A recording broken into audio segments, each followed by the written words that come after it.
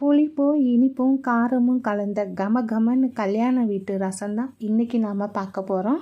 இதுக்கு ஒரு சின்ன லெமன் சைஸ் அளவு புளி எடுத்து ஊற வச்சுக்கோங்க. 2 மீடியம் சைஸ் தக்காளி எடுத்துக்கலாம். 3 பச்சை மிளகா, 6 பல் பூண்டு, மல்லி இலை, கருவேப்பிலை கொஞ்சமாக வச்சு இடிக்கிற கல்லில் நல்லா கொரன்னு இடித்து எடுத்து வச்சுக்கலாம். தக்காளியை பொடிசாக வெட்டி வச்சுக்கலாம். அரிசி கழுவுன தண்ணியையும் நம்ம புளியோடு சேர்த்து நல்லா புளியை கரைச்சி எடுத்து வடிகட்டி வச்சுக்கலாம். புளியை நல்லா வடிகட்டிட்டு கூட கொஞ்சம் பெருங்காயத்தூள், மஞ்சள் தூள் சேர்த்து வச்சுக்கோங்க.